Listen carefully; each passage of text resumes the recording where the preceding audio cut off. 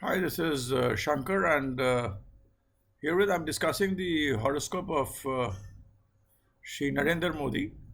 And as with my limited knowledge of astrology and my principles of Bhrigu Nadi and the experiences I have with various other horoscopes and whatever I've learned over my 4 decades of my research in astrology, we know this is a horoscope of the Honorable Prime Minister Shri Modi. So taking that into consideration, uh, let us take the Chandra Lagna. I mean, the Chandra Lagna is Scorpio, which has Moon and Mars in Scorpio. There is no planet in Sagittarius, there's no planet in Capricorn. Fourth house is retrograde Jupiter. Retrograde planets have a very important role to play. In my view, retrograde planet also looks at the house behind it.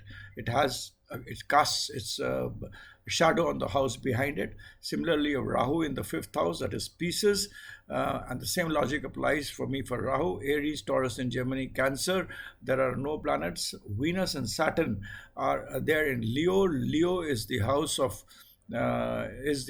government, is the seat of government, is the seat of power, where we have both the planets Venus and Saturn, and then you have Ketu, Saturn, and Mercury, which are in the 11th house, and in Virgo, and there is no planet in Libra. So this is the horoscope.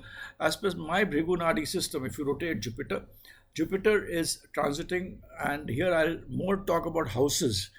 So the first house has a Moon and Mars in it. The fourth house is Jupiter. Fifth house is Rahu, and the 10th house is Saturn, Venus. 11th house has Mercury, Ketu, and Sun there.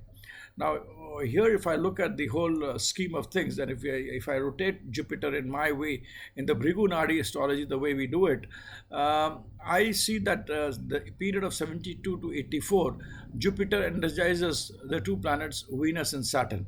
Venus and Saturn together are very powerful, and it is said that Venus lends the eyes to Saturn, and Saturn has the eyes of Venus in terms of doing their work. And Saturn and Venus together becomes a very formidable combination where you have structure, order, and discipline combined with Venus. Venus is the guru for the Daityas. Venus is the guru, is a guru as Jupiter is. But Venus is a guru which understands the Mrita Sanjeevani, which was there, how to bring life from death, was there with Shukra, Venus, and it was Jupiter by its devious methods was able to get understand how it was done. There is a whole story behind it. So Venus is a planet which looks into various aspects of things, right from medical to your eating habits, to your the center of power, finance, to some extent family, but more of wealth. It also is a house for partnership, how you deal with people opposite you. That is more important in politics, how you deal with people opposite to you. And also, it's a very important planet in leading things. It's a leader in which it usually wins, and especially when it is with Saturn. Venus, which is all about, also it's basically, we all say that Venus is all about the show business, the business of film stars, today's social media, today's internet. All is governed by Venus. When all this is governed by Venus, and you have Saturn, which is there with Venus, Saturn gives us the structure, it gives us the order, it gives us this discipline to Venus to act in such a way that it is a huge success. So Saturn and Venus together, I'm trying to explain to you, is a very formidable combination which is here, and it happens to be the sign of Leo and in the 10th house. Saturn in the 10th house is very good. Venus in the 10th house is excellent. So Saturn and Venus in 10th house, which is the house of profession and prestige, gets energized by Jupiter from the period of 70 to 84. So the period from 72 to 84 is an excellent period for Sri Narendra Modi. These 12 years, I don't see any downfall for him. In the next 12 years, it's going to be an excellent period. Now the way he goes ahead and the way he moves forward, we will not discuss that. But the horoscope is such that between 72 to 84, nobody can defeat him. he may by himself, say that, okay, he wants to do something. Like he left the post of chief ministership to become the prime minister. I mean, no, it's not that it is his will by which he can leave something which is there, but there is no question of anybody defeating him or taking things away from him. This is the combination which Venus Saturn has, and it is being energized by Jupiter. And when Jupiter energizes Saturn and Venus, it becomes both a very, very powerful combination here. So 7284 is good. Now coming to the year 2024, 2025, this Venus Saturn is getting energized from its natal Jupiter from the fourth house. Now the fourth house is basically an house for the masses, and it is getting the natal Jupiter is energizing it, and the transit of Saturn is also in Aquarius, that is the fourth house. So Jupiter and Saturn, both the natal Jupiter and the transiting Saturn, are energizing Venus and Saturn together. And when Jupiter and Saturn together from the house of masses energizes the 10th house, it shows huge prestige, huge gains, and kind of recognition of very high order. Rahu in the fifth house, again getting the power of Mercury. Rahu in transit also is excellent at the moment. So Rahu is the time which gives you the image.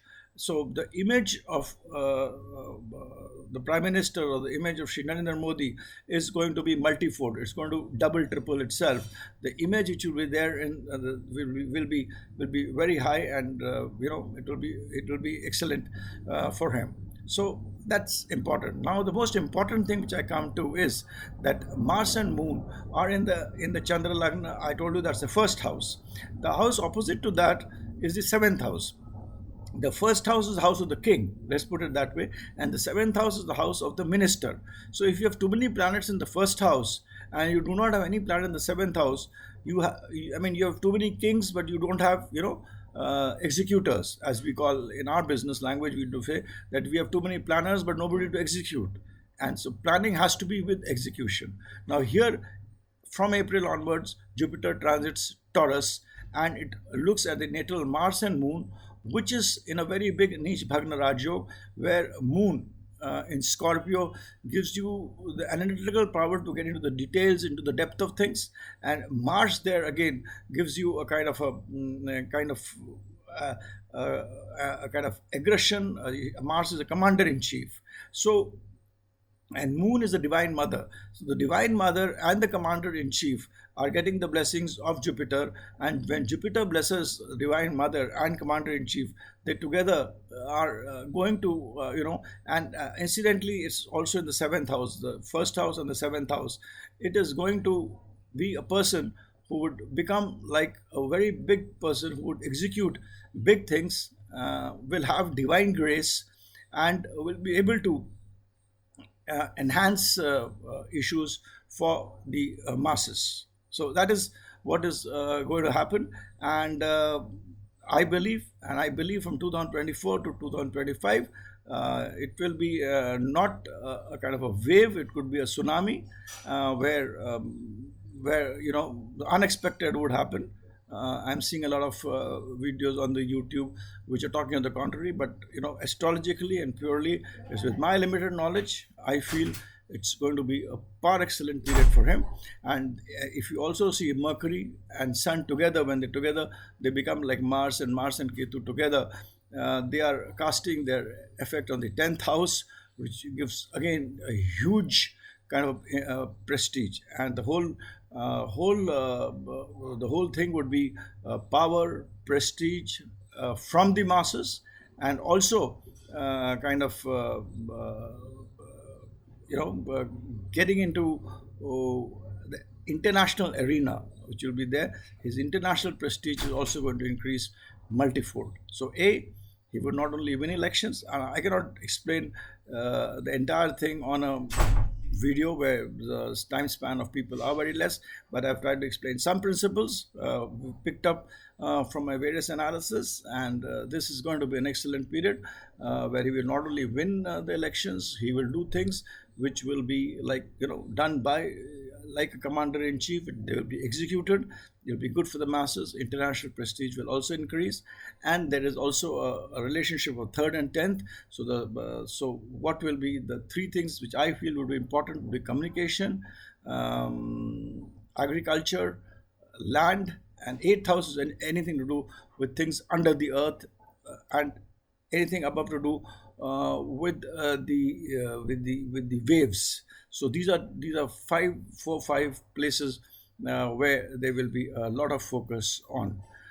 So that is my view of the horoscope of Sri Narendra Modi. And with this, I end my video. Thanks, and bye for now.